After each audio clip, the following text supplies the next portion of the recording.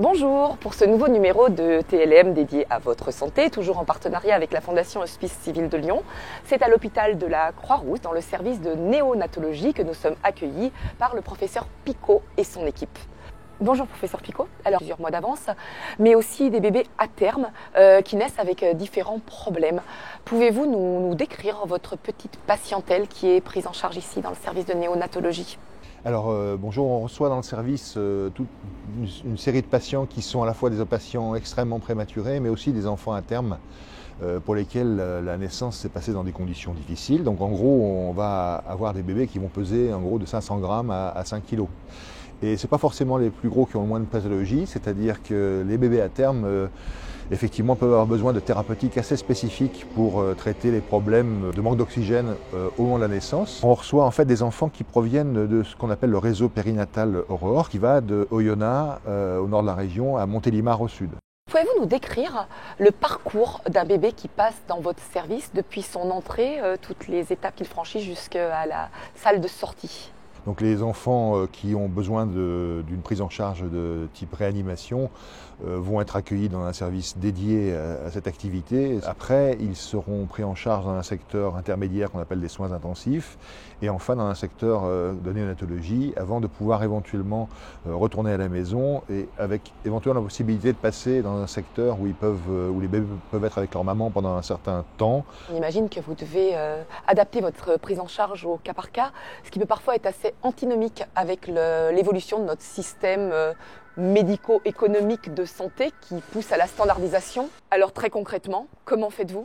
En pratique, ça nécessite une formation assez poussée au niveau des professionnels pour arriver à prendre en compte les besoins spécifiques de chaque enfant, à la fois en fonction de chaque individu et de sa famille, des besoins des parents aussi, parce qu'on les prend en compte aussi, et finalement à un moment donné, mais aussi tout au long de l'hospitalisation, il faut adapter, et donc arriver à écouter, à la fois à interpréter la façon dont se comporte le bébé, à la fois écouter ce que souhaitent ses parents, et puis adapter le niveau de soins finalement en fonction au plus juste par rapport aux besoins de l'enfant. La question de la nutrition et donc de l'allaitement maternel est aussi un vrai sujet pour les bébés prématurés.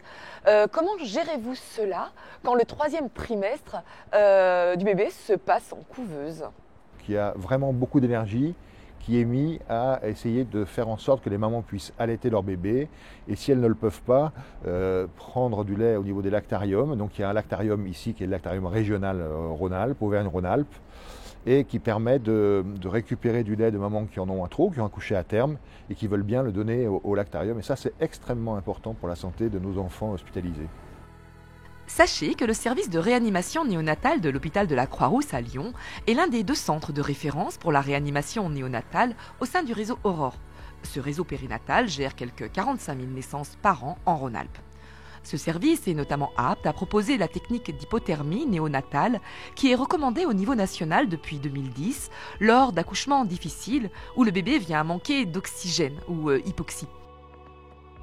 Alors bonjour docteur Claire-Marie Loïs, pouvez-vous nous expliquer quel est le principe de la technique d'hypothermie néonatale et surtout dans quel cas il est adapté de la mettre en œuvre ?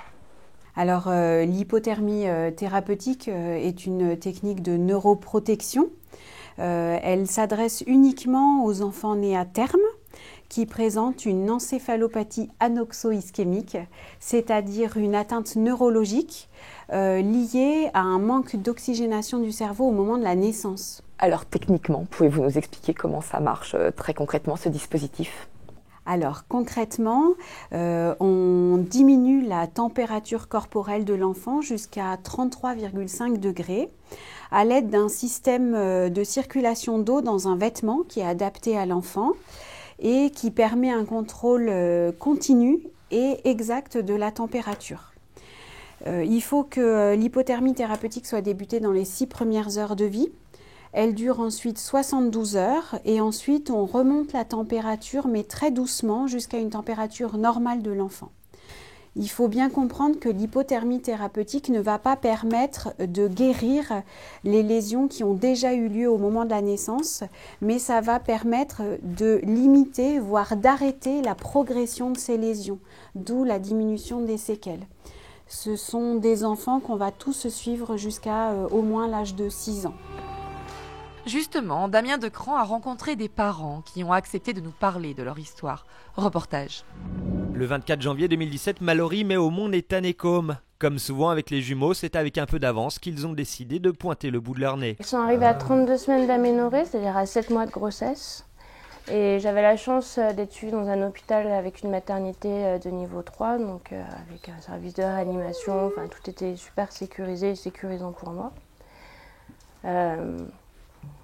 Après, le souci, c'est que comme j'ai eu une césarienne, j'ai pas pu les voir tout de suite dès qu'ils sont nés.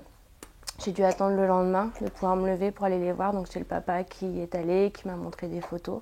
Après, j'appréhendais parce que je les ai pas entendus pleurer. Le premier n'a pas pleuré, on m'a dit que c'était normal, le deuxième a pleuré, donc j'étais rassurée, mais j'étais un peu... c'était un coup de massue sur la tête là. Ils nous proposent dès les premiers jours ce qu'on appelle le pot à pot. C'est un super moment, c'est-à-dire que les enfants sont posés nus contre ta peau, à toi. Pendant au moins 1 heure, 2 heures, et ça c'est le bonheur. Ça, j'ai dû faire ça le deuxième jour, je crois, après qu'ils soient nés. Ça c'était un pur moment. Après on peut pas le faire tout le temps, parce que par exemple j'avais Com qui avait des perfusions placées au niveau de la tête, donc il risquait de les arracher, donc j'ai pas pu le faire pendant un moment. Après s'en occuper, ils nous apprennent au bout de quelques jours à changer la couche, mais c'est tellement tout petit qu'on a peur de les casser, ça se fait du bout des doigts.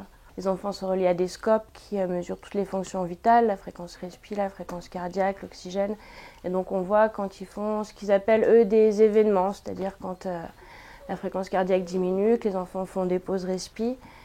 Ce qu'ils ne voient pas chez les enfants nouveau-nés normaux, mais ils le font, mais ils se reprennent tout seuls, tandis que les prémas, eux, des fois ont besoin d'être stimulés, donc c'est super angoissant. Parce que des fois, voilà, on nous le dit, hein, un jour ça peut aller, le lendemain ça peut ne plus aller. On a toujours peur qu'il y ait une complication. Au bout de 3 jours, on rentre chez nous après l'accouchement.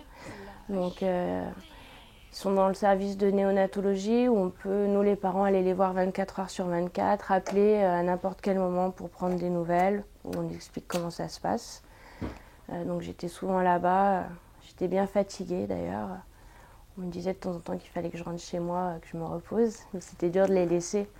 Et à chaque fois qu'on rentre à la maison, on a l'impression de les abandonner dans le service, c'est super dur. Heureusement, l'équipe est très cadrante, très rassurante, toujours disponible pour donner des nouvelles, pour nous expliquer les choses, que ce soit les médecins, les infirmières, les aides-soignantes. Ils ont été super. Après 2 mois passés au service de néonatologie, Ethan et Com ont pu rentrer chez eux. Aujourd'hui âgés de 10 mois, ils ont récupéré leur retard et se portent au mieux. Grâce au réseau Éclore, ils bénéficient tout de même d'un suivi médical renforcé jusqu'à leurs 6 ans. Plus que dans tout autre service, le rôle des infirmières est essentiel, autant pour les soins prodigués aux nourrissons que le lien qu'elles établissent avec les parents, puisqu'elles sont véritablement le trait d'union entre ceux-ci et leur enfant. Alors bonjour à toutes les deux, bonjour Mireille Sanchez. Tout repose ici sur un trinôme entre les soignants, les enfants, les parents. Comment fonctionnez-vous pour mettre en place ce lien qui va être capital au sein des familles, sachant que le premier interlocuteur du bébé, c'est vous, les infirmières? L'infirmière, dans son accueil auprès des parents, permet la découverte de l'enfant. Elle les accompagne pour leur permettre de repérer les signes avant-coureurs de ce que peut ressentir le bébé. Et elle installe avec eux un partenariat, notamment dans la prise en charge de l'alimentation, des soins de confort et d'hygiène. Quand l'enfant est trop instable pour pouvoir être mis dans les bras de ses parents, c'est le toucher et la parole qui prennent le relais. Mais les pots à pot doivent être faits de façon très précoce.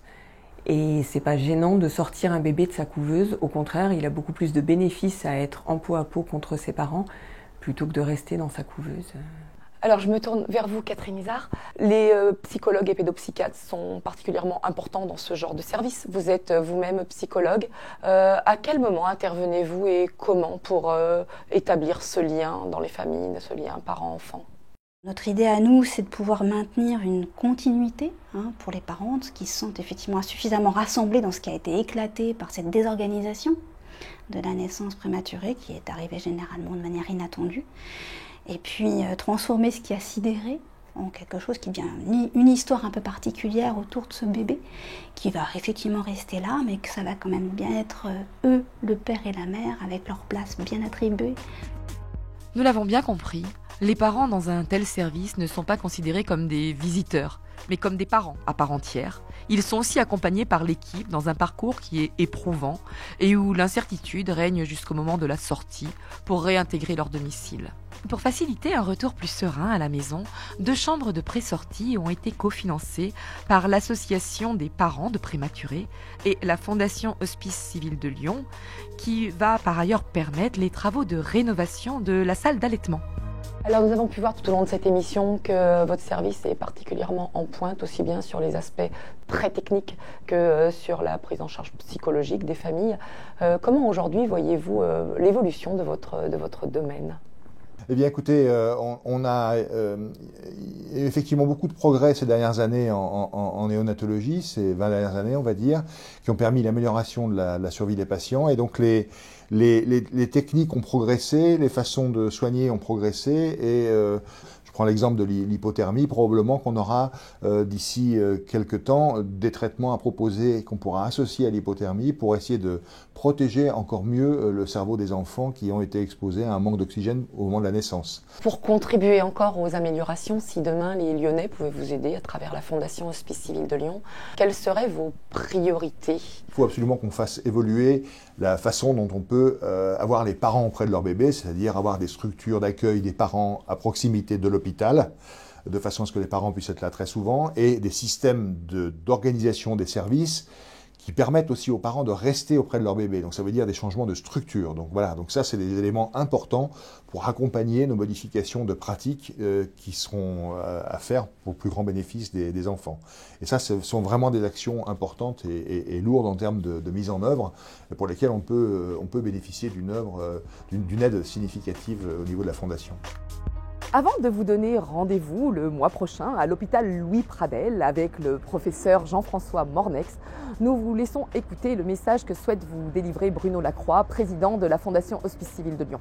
Au sein des Hospices Civils de Lyon exercent un grand nombre de professeurs de renommée internationale. Ils sont reconnus pour leur expertise due à leurs travaux de recherche et à leurs découvertes.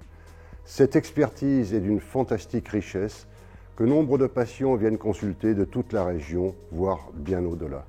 Il nous faut entretenir ce moteur d'excellence en finançant des programmes de recherche et des équipements. Par vos dons et legs, financez l'accélération de la recherche sur notre territoire, dans nos hôpitaux.